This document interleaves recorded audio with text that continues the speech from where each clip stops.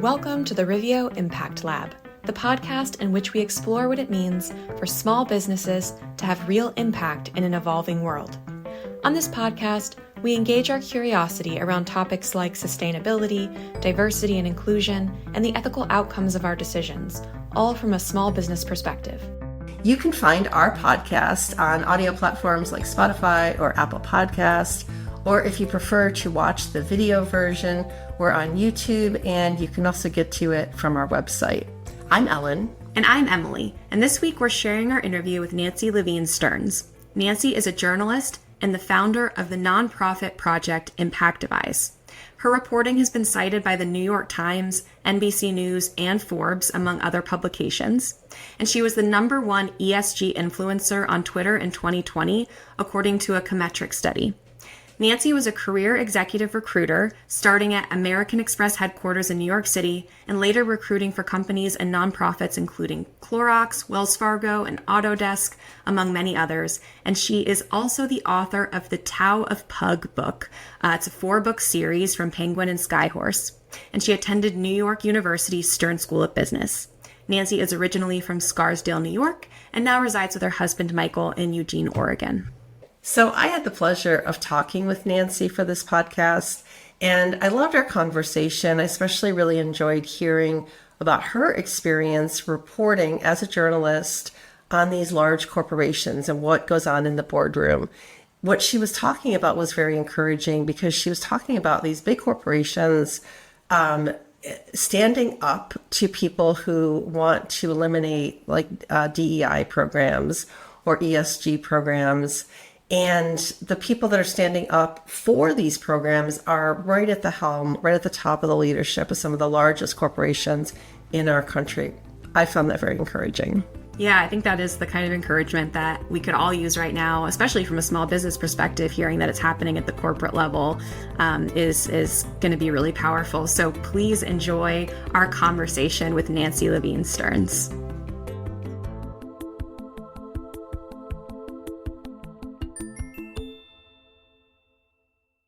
Okay.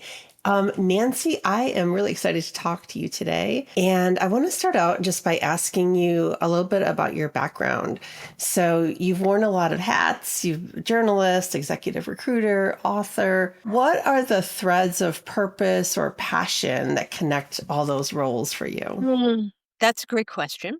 So I started out in corporate America. I started a long time ago in human resources. The idea of the human side of business, sometimes referred to as human capital, which can be a little dehumanizing. But how do it's so important. I was in large corporations, so it's always important. I think in any size business, what role does the talent play? And it's because businesses are made up of people. So that's where I cut my teeth at American Express Company in their human resources department at their headquarters in New York City in the early 80s, actually, and grew into a recruiting role and then moved to California. I was mostly in the financial services sector. And then I joined a boutique executive search firm. And then I was working in California with still in the financial services sector, but also with some tech companies because they're so prevalent there. So that was very foundational, I'd say, for me. As far as purpose-driven, I'd say that was more in the foundation of what role do people play. And somewhere in there, you mentioned author. So I did author a series of. It was actually in the downturn. It was during the mortgage meltdown of 2008, I think it was. Anyhow, there was a meltdown. And or it was a little before that, but I wrote some books about, I heard you had a dog barking in the background. And so I wrote some books about an enlightened pug dog. I had a pug dog, and I wrote a book called The Tao of Pug. And even in that, some of the purpose, the Tao refers to the Tao Te Ching. It's an ancient Chinese philosophical document. It was a playful book. It was the dog's interpretation of Chinese philosophy. But even that was purpose-filled because that document, the Tao Te Ching and Taoism, is about living in harmony with nature and conscience and instinct. What are our best instincts? About 10 years ago, I segued into journalism. I was writing about my career in corporate America had segued into recruiting for boards and C-level executives, and that intersects with corporate governance in large organizations. What are the either rules of corporate governance or best practices of corporate governance? And so I was writing about that, and it was a rather natural or organic kind of segue into crossing that bridge between best practices in corporations. There was a lot of reputation. I was looking at what is a company's reputation? How does it define itself? What are its values? And so that's what I was writing about. And then to be honest, I had planned to retire this year, at the start of this year. And what happened, and this is how I think we came into this conversation, is you might have heard about Costco's decision to stick with its diversity, equity, and inclusion policies, and that has been very well publicized. And so I wrote a story right at the beginning of January. Costco's board encouraged its shareholders to vote. It sounds like a double negative, but they encouraged them to vote to reject an anti-DEI proposal. So there are shareholder activists who come to the board and say, we think you shouldn't have whatever DEI policies you have. And the board said, we want to reject your proposal. And so I wrote about that. And one thing kind of led to another. I wrote for a platform called the Queen Zone, which elevates women's voices, which is important and certainly a part of the diversity landscape. And what I found in doing that research was that Costco is not the only company, not by a long shot, that sticks with its diversity and inclusion policies. And what I have found is that there are any number of boards that encouraged their shareholders, as Costco did, to vote to reject whatever the anti-DEI policy proposals were and stick with whatever policies they had in place, and they justified keeping their policies. So that's a very long-winded response to how we got to this point, how I got to this point. Yeah, it's a fascinating story, and I think we should do a part 2 podcast just on the whole like Tao of the pug thing, because I often think that dogs really are that, godliness that, or at least part of that in our lives. Right. And that would be refreshing for me. And that's, that was my mindset at the time, was like, there is a certain purity of thought that gels nicely with that philosophy of just how do we live in concert with nature, living in the moment, right? Always loving, always like all the things. Yeah, really embody that. So very joyful. Yeah. But this podcast is about something different. So, but the Costco example is a great one, and interesting that kind of launched you onto this journey. The DEI initiative, the DEI, the fact that they stuck with DEI has been good for their business. And I think some other companies are finding the same thing, or the opposite if they've chosen not to do that, as we've seen with somebody like Target. Right. And apparently so. I think it's there's a correlation, or at least a coincidence that's happened at the same time. Now, I don't think we could I haven't seen any studies that say there's something causative or causal, that because Costco stuck with their DEI, their sales increased, but the data is what it is. And so the foot traffic at Costco, where they stuck with their DEI, and there was quite a lot of pressure. So there was pressure from the shareholder group, and then reported, not quite as much after the vote took place. And shareholders voted 98 to 2% effectively to uphold the company's existing DEI policies. So there was this overwhelming shareholder vote. And within, within a short time, I think it was 19 state attorneys general wrote a letter to Costco saying, demanding really that Costco repeal, they used the word repeal, its DEI initiatives. And nothing much came of that. And then the state attorney general, who was one of the initiators of that, was from Iowa. And she subsequently, in April, she said, I had a productive meeting with Costco. But in fact, there's no announcement that anything has changed. And I think they just felt like they had standing and they were going to stick with their policies. So it's something a lot of people are paying attention to. So it's interesting that they're Yeah. taking that stance. And I wonder, like, are there trends you're seeing in how shareholders are voting on DEI and ESG issues in Yes. 2025? Yeah, I haven't tracked as closely the more broad ESG issues because there are climate initiatives, and just the DEI initiatives keep me fully in business, fully writing and reporting. Um, but what I can say, to your question about trends, is absolutely, and it's an overwhelming and unmistakable trend.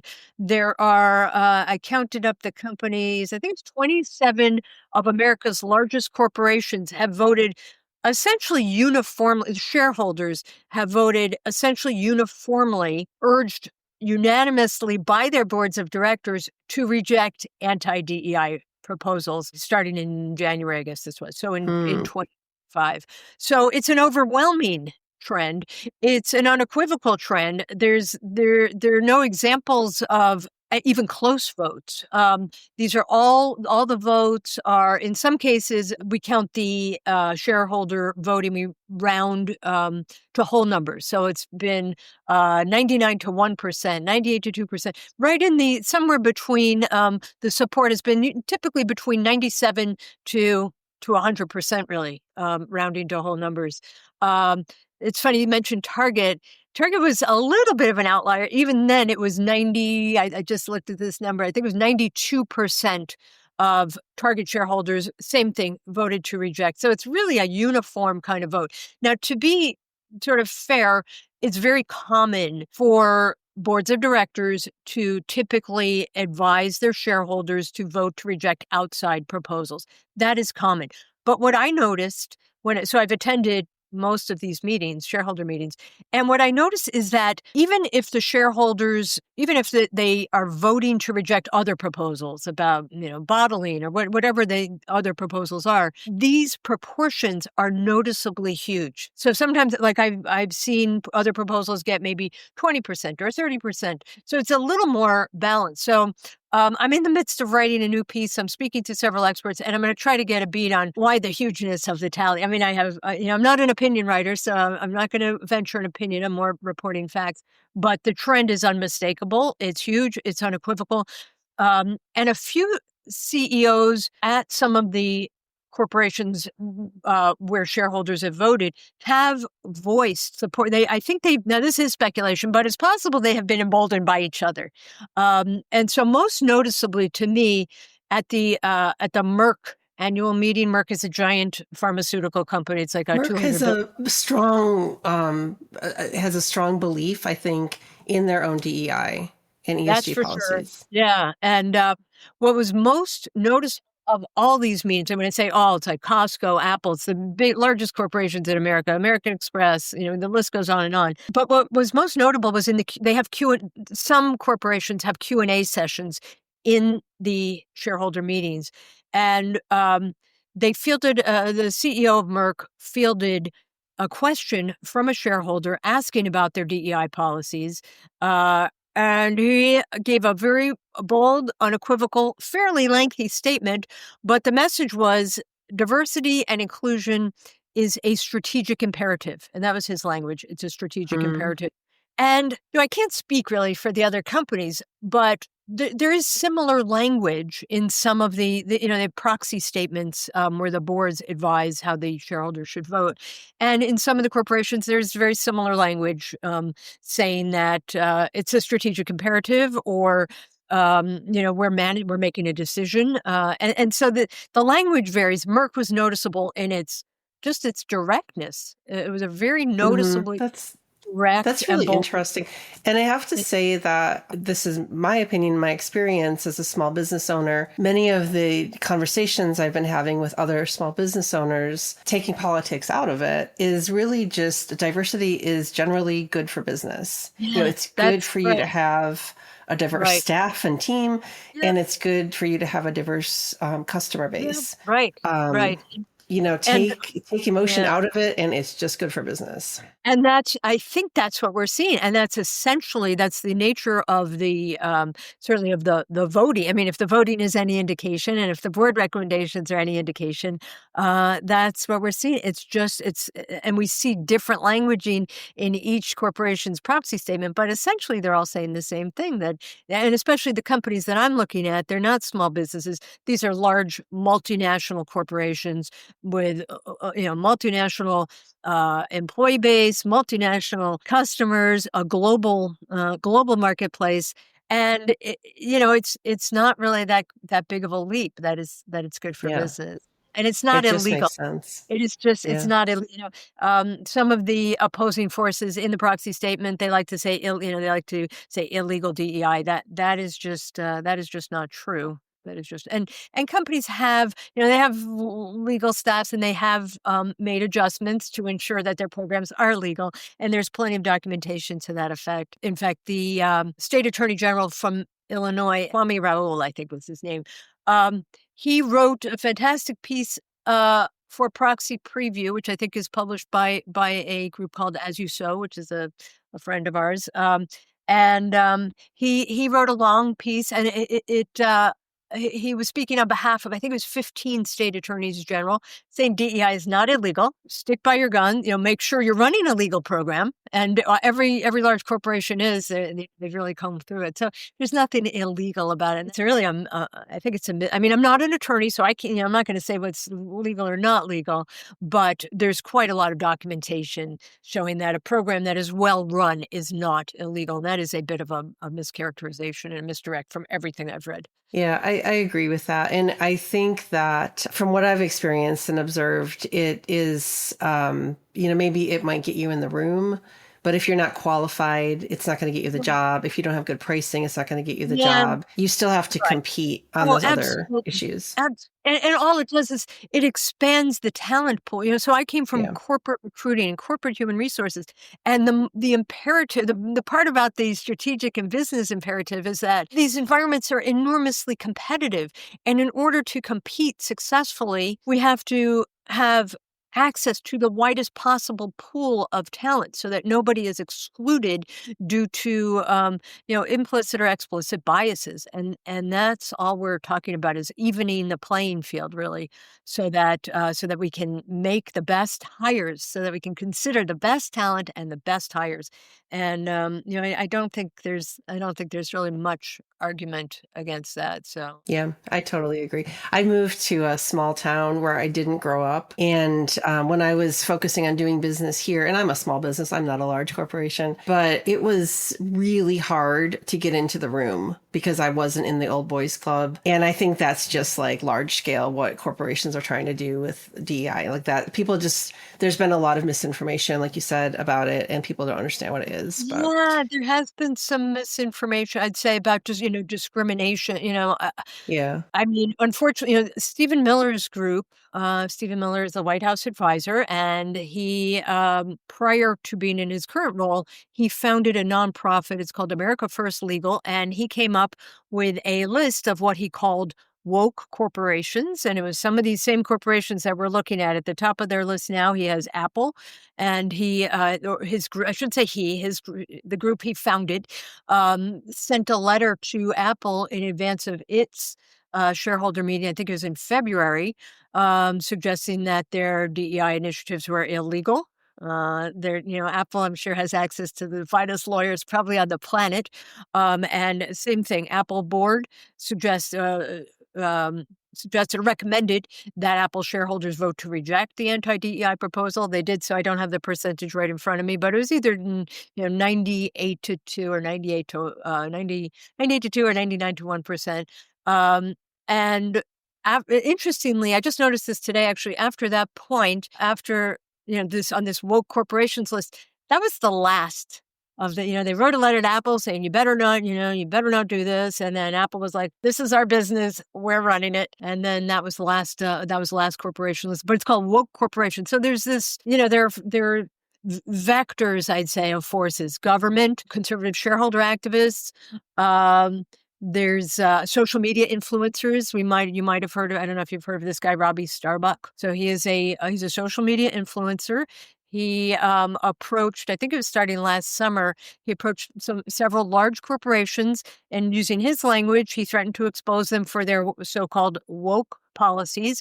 And some companies did. I think they got nervous. Probably this was a year ago, and they did some rolling back, or either tweaking of or rolling back of their DEI programs.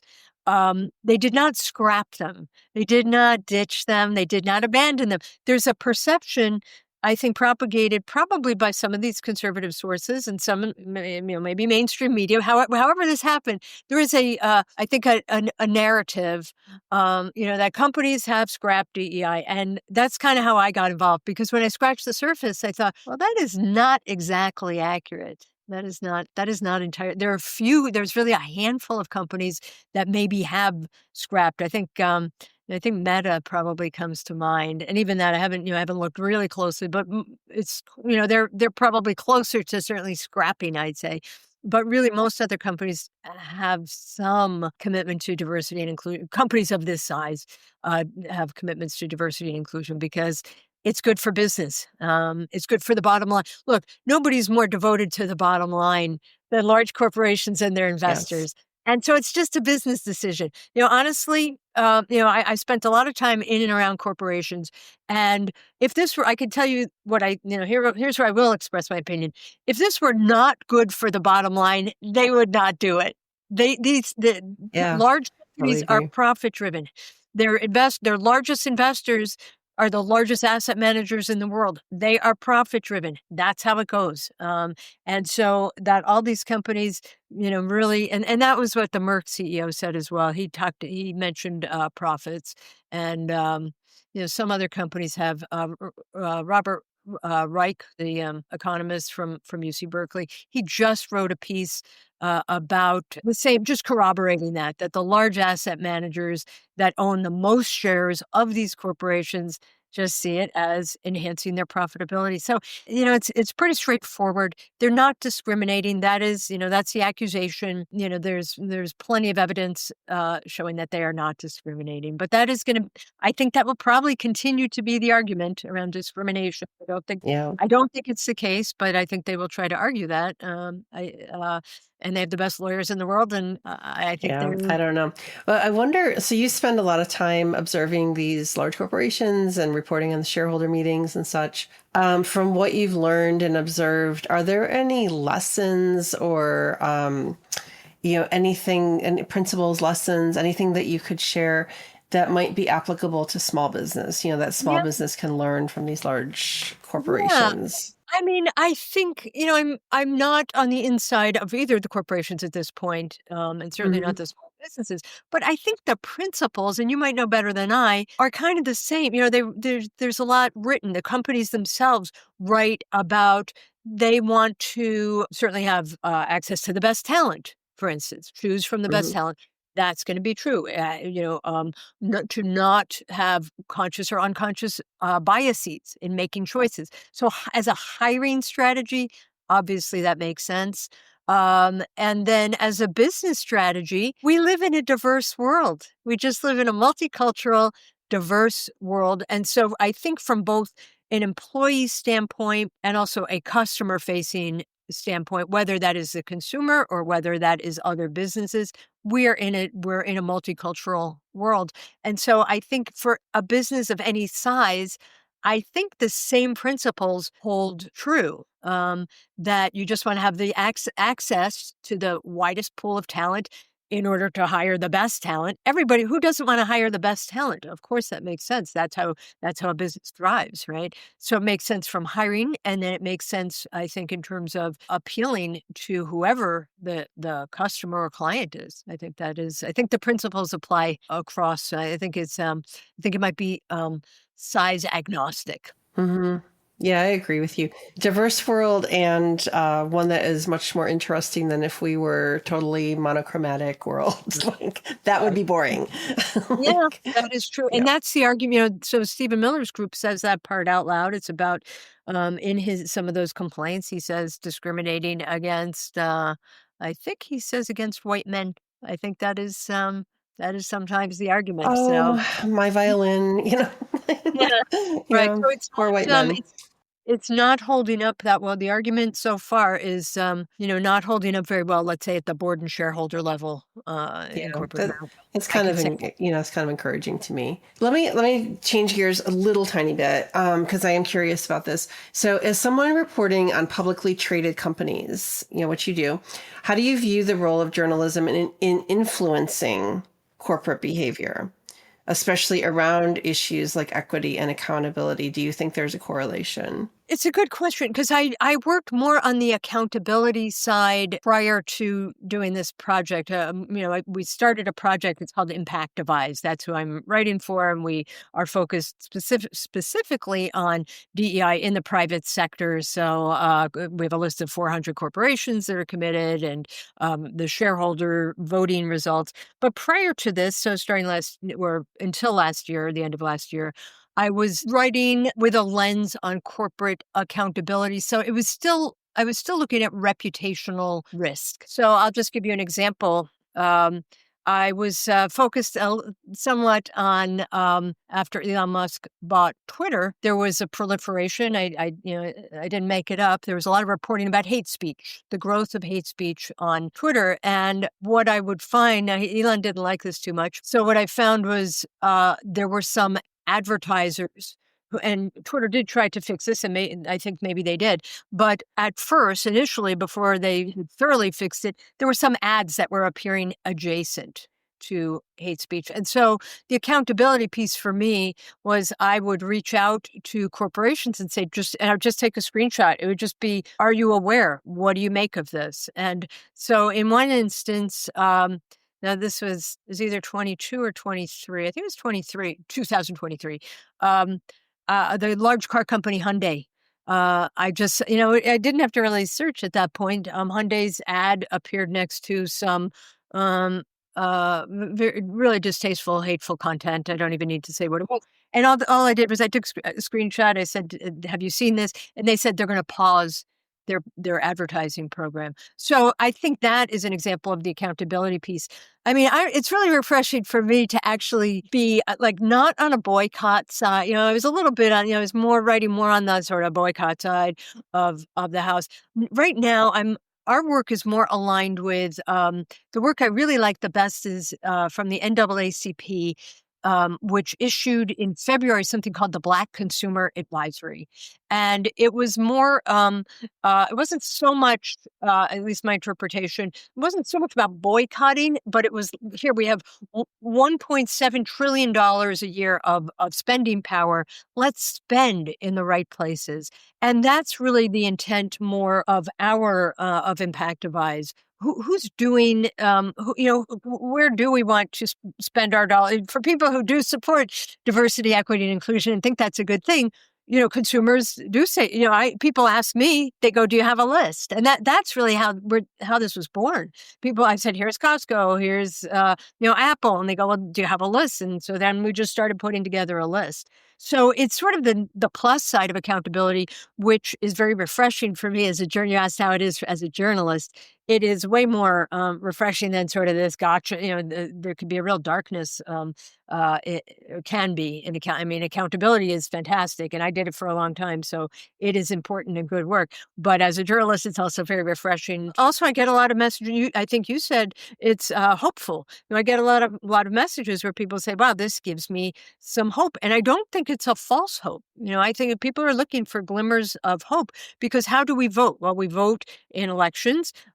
We vote with our pocketbooks. And so people could say, well, here's how I can vote with my dollars. And that's why I also really liked the NAACP Black Consumer Advisory as well. So I was going to ask you about hope. I was going to ask you, like, what is giving you hope as you watch corporate social responsibility and DEI landscape and watch it evolving in 2025? Do you feel that there is a broader awareness or more momentum, or is there some kind of movement in a positive direction here?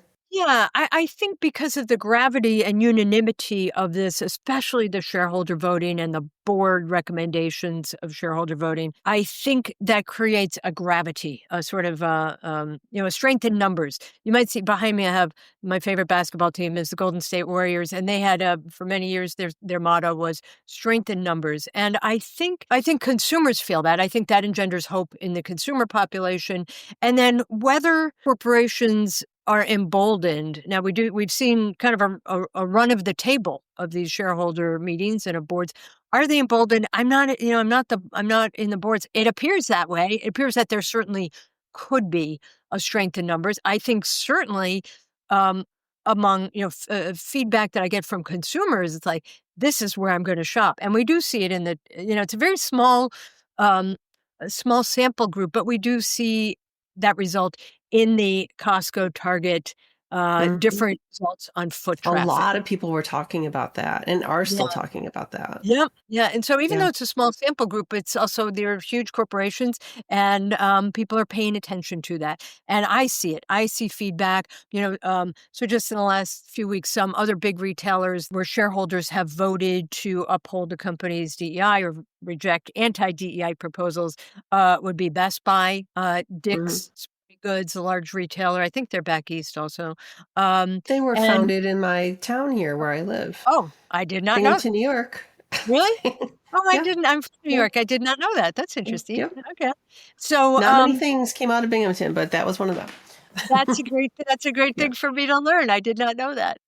So I just see, anecdotally, I see feedback of people saying that's where we're going to shop. And certainly, it's very much in alignment with the NAACP's Black Consumer Advisory and the $1.7 trillion spend and beyond, because it's not, I Mhm. think targeting the Black consumer spend, but there's a vast universe of allyship where there's a lot of dollars to be spent. So I think we're going to see that. I think it gives people hope, and I think there may be some gravity and strength in numbers from the collective group. And it's in the trillion. The market cap of the worth of these companies is in the probably the tens of trillions of dollars. That's a lot of gravity. That is a lot of Mhm. gravity. Mhm. It remains to be seen, I think, how this will all play out. But they're not companies are not there. There might be some renaming. You maybe have heard or read about companies are renaming, and Harvard Law School. I think it was the Harvard Law School. They have a corporate governance institute, and they just came out with a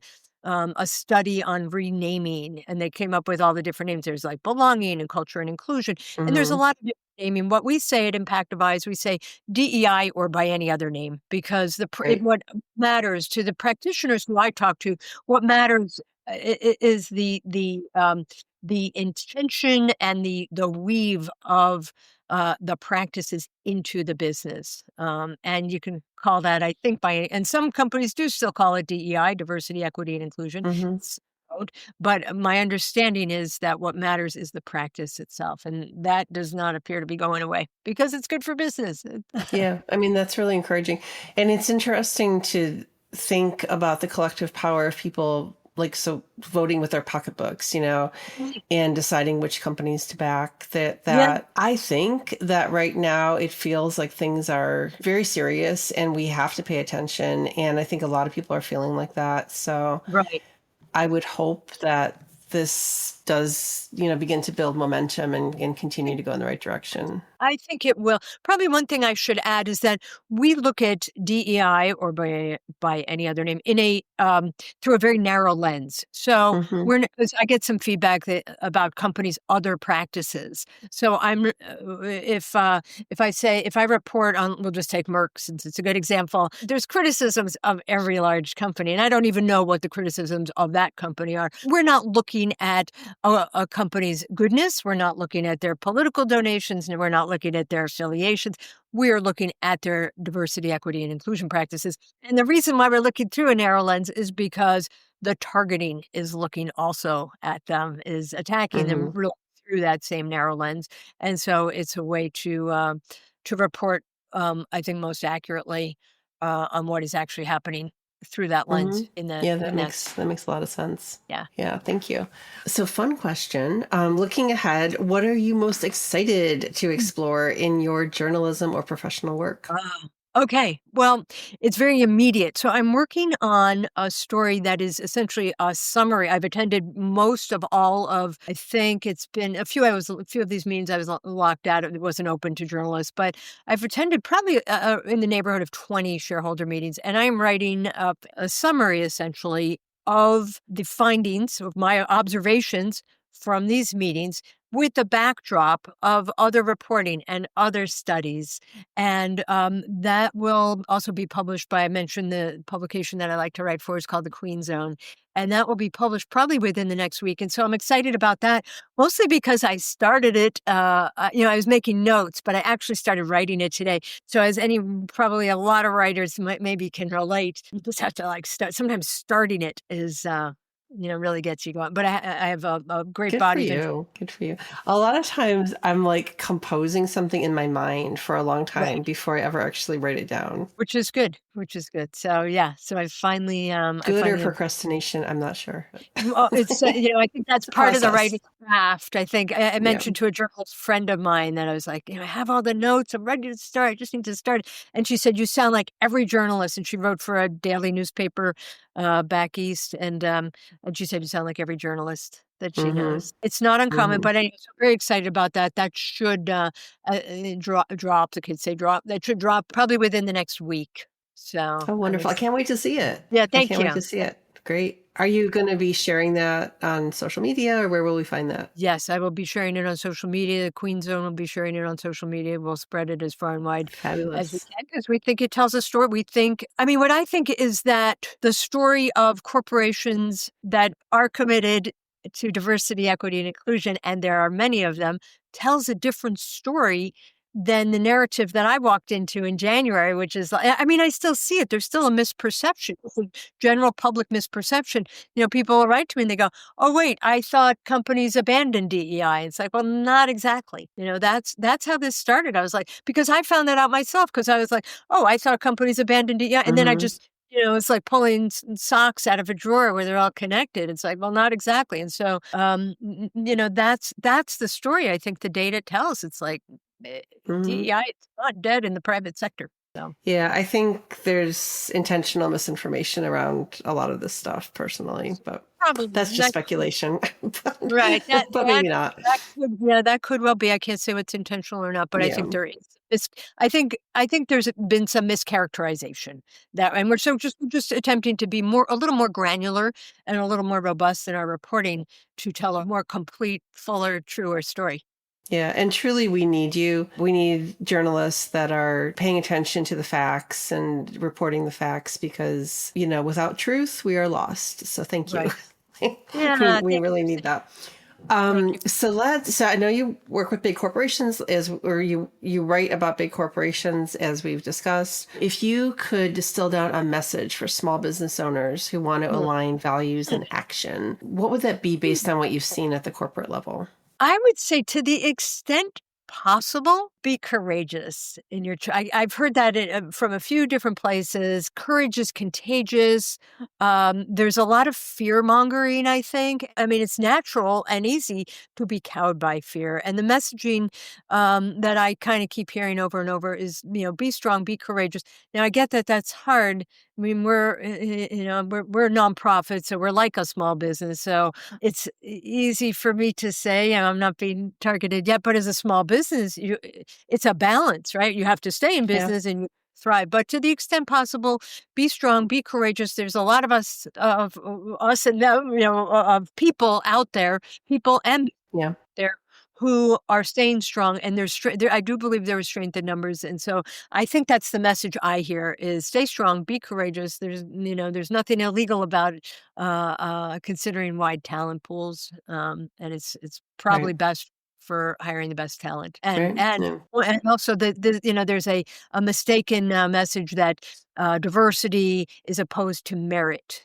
And there Right. was just the study, there was just a new study from MIT Sloan Management Review writing about how DEI enhances merit. I don't think, Yeah. I'm not sure if the word was enhanced, but that's the message. And we hear that again and again. The co-founder of Reddit, uh, Alexis Ohanian, said he identified as the biggest sham out there is this notion that merit and diversity are opposed. And he said, those of us who have been out here building, and he started building small companies, right? He said, those of us who have been now Reddit probably turned into a multi-billion-dollar company. He said, have been hiring for merit all along. That hasn't changed. Yeah, I have never heard of any, I'm only one person. I have a limited experience and, network. I have a pretty good network, but I have never heard of what they say is happening. I've never heard of that happening because you always have to prove your value and you always have to prove your competence and, all of that. So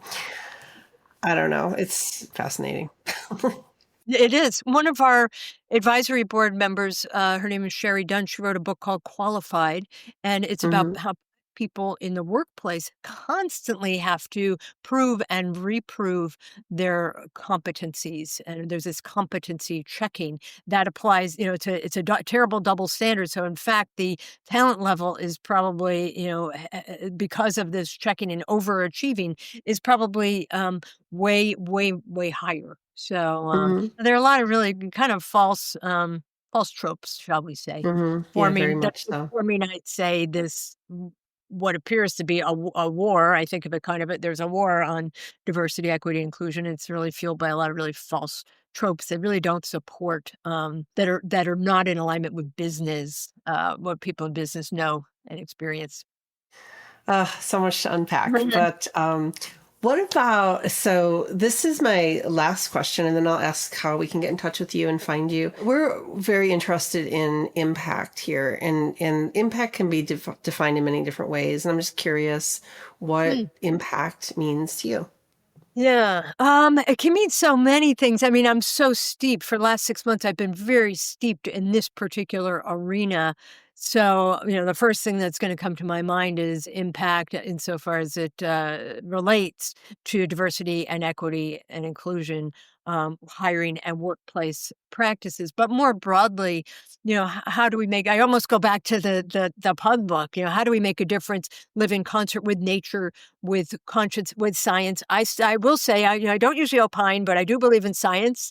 Uh, how do we, and empathy, how do we, so this does go back to my Pug book roots, how do we live with empathy? How do we believe in science? So there's some really basic kinds of impacts that we can make more broadly. I'd say use our voices. I'd say every voice matters. How do we speak out for what is right, for tolerance, for inclusiveness, for empathy?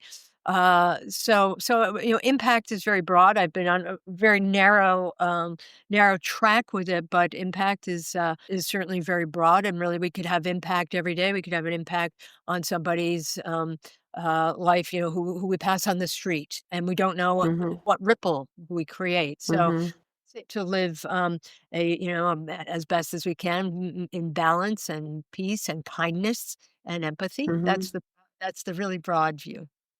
So I love the answer, and it all matters. Like sometimes people think that their actions are too small to matter, but it all matters. So it all thank you for matters sharing always. that. Yeah. Yeah. Thank you, Elin. I Oh, really appreciate your having me. it was a pleasure speaking with you. Thank you. Before I let you go, you please share with us how people can get in touch with you, follow you, get that list of the companies that they might want to spend their money with. Yeah, so the best place to go is our website. It's called Impact Devise. It's like impact and then letter I, advise, impactdevise.org. Impactdevise.org.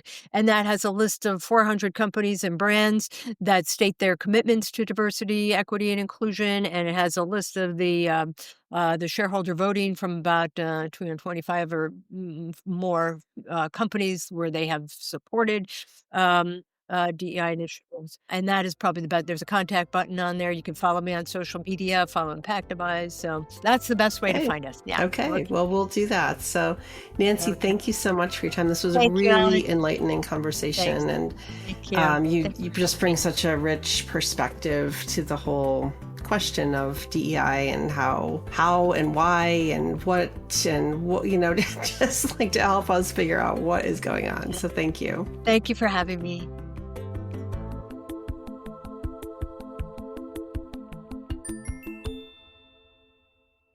Our Make an Impact tip of the week is support journalism.